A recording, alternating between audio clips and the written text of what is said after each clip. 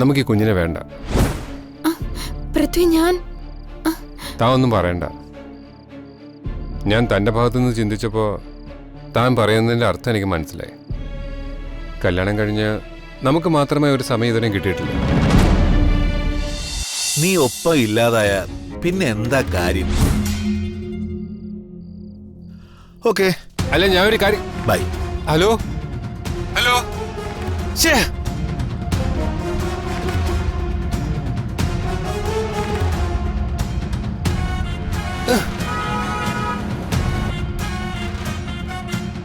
ശരി, ഞാൻ പിന്നെ വിളിക്കാം. ഓഫീസ് നമ്പറിൽ ആരെങ്കിലും വിളിച്ചാൽ കിട്ടില്ല. ബൈ.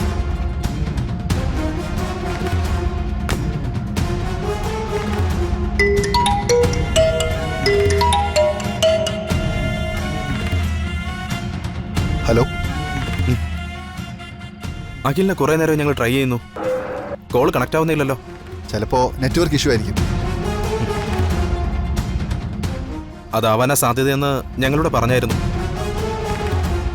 അല്ലാതെ സെക്കൻഡ് സിമ്മിൽ കോൾ ചെയ്തിരുന്നാലും കോള് കണക്ട് ആവാതെ വരും. അഖിൽ എന്തായാലും അങ്ങനെ ചെയ്ത ഒന്നായിരിക്കില്ല. അതെ. ആ വിഗ്രഹ മോഷണത്തിന്റെ ഡീറ്റെയിൽസ് ഡീപ്പ് അനാലിസിസ് ചെയ്ത് എന്തെങ്കിലും ഇൻഫർമേഷൻ കിട്ടുമെന്ന് നോക്കാൻ പറഞ്ഞിട്ട് എന്തായി? അത് നമുക്കറിയാവുന്നതിനപ്പുറം കൂടുതൽ ഡീറ്റെയിൽസ് ഒന്നും എയുടെ ഹെൽപ്പ് കിട്ടുന്നില്ല. എന്നാലും വേറെ പ്ലാറ്റ്ഫോമിൽ കൂടി ഒന്ന് ട്രൈ ചെയ്ത് നോക്കാം. ഓക്കെ, ആദ്യം കിട്ടിയ റിപ്പോർട്ട് ഒന്ന് സെൻഡ് ചെയ്യണേ. അത് പുതിയ ഇൻഫർമേഷൻ ഒന്നും കിട്ടാത്തതുകൊണ്ട് ഞാൻ സേവ് ചെയ്തില്ല.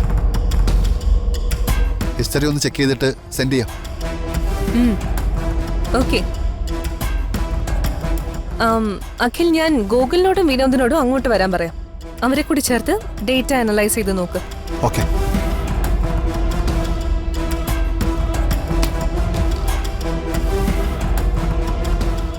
അഖിലിന് എന്തോ പ്രശ്നമുണ്ട്. വീട്ടിൽ അഖിലിനെ കൊണ്ട് മാനേജ് ചെയ്യാൻ പറ്റാത്ത എന്തെങ്കിലും പ്രശ്നം ഉണ്ടാവും.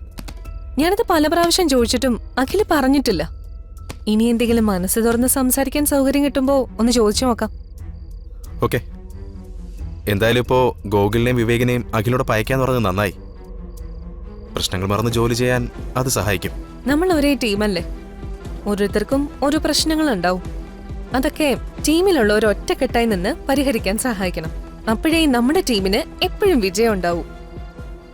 താൻ എന്നെ സഹായിക്കുന്നത് പോലെ അല്ലേ?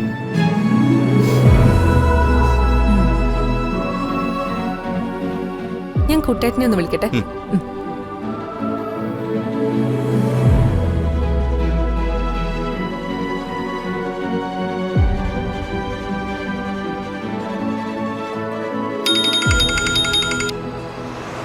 ഹലോ. മോളെ, കുട്ടേട്ടൻ എവിടെയാ? ഞാൻ ദാ ബസ് സ്റ്റാൻഡിൽ നിന്ന് ഇറങ്ങിയതേ ഉള്ളൂ.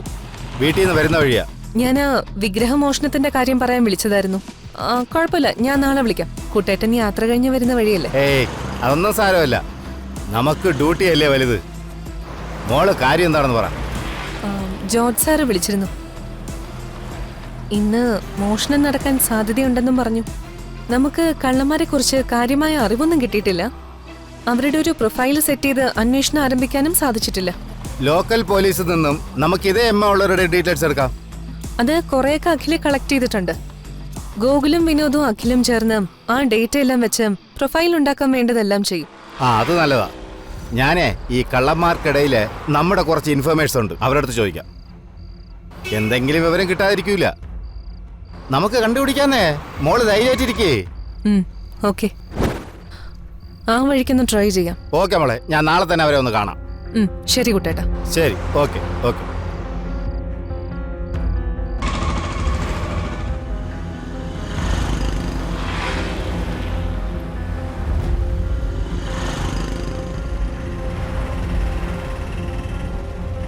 യവന്മാരെ ഞാൻ എവിടെയോ കണ്ടിട്ടുണ്ടല്ലോ. യവന്മാരല്ലേ വിഗ്രഹമോഷണ കേസിൽ അറസ്റ്റിലായത്? ചേട്ടാ, പൈസ വെച്ചിട്ടുണ്ട്. എന്താ പരിപാടി? പെട്ടെന്ന് ഇവിടുന്ന് പോകണം. എന്നാൽ ഇവിടുന്ന് ഒരു ഓട്ടോ പിടിക്കാം. വാ.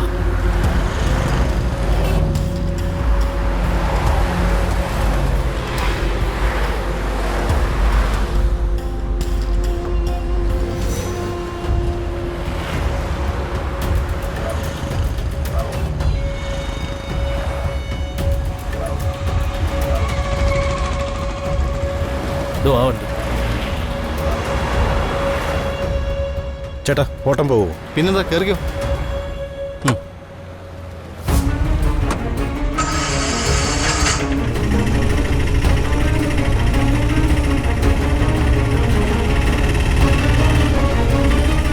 ചേട്ടാ ആ വണ്ടിയിൽ ബാക്കിൽ നിന്ന് വിട്ടോ. കയറിക്കോ. പെട്ടെന്ന് പെട്ടെന്ന് വിട്ടോ വിട്ടോ വിട്ടോ വിട്ടോ. ഇതോ ആ പോകുന്നുണ്ട്.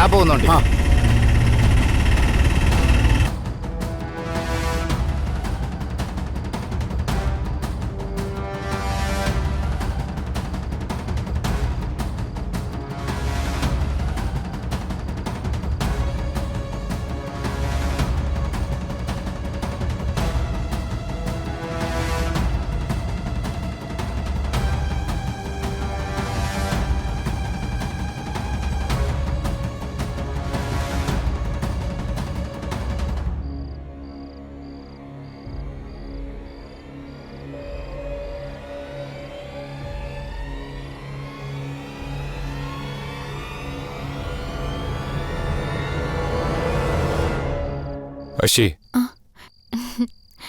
എന്താ പൃഥ്വി? ഞാൻ കുറെ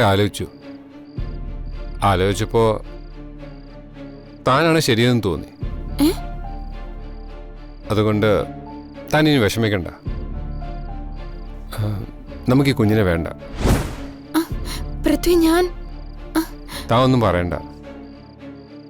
ഞാൻ തൻ്റെ ഭാഗത്തുനിന്ന് ചിന്തിച്ചപ്പോ താൻ പറയുന്നതിൻ്റെ അർത്ഥം എനിക്ക് മനസ്സിലായി. കല്യാണം കഴിഞ്ഞ് നമുക്ക് മാത്രമേ ഒരു സമയം ഇതിനും കിട്ടിയിട്ടില്ല.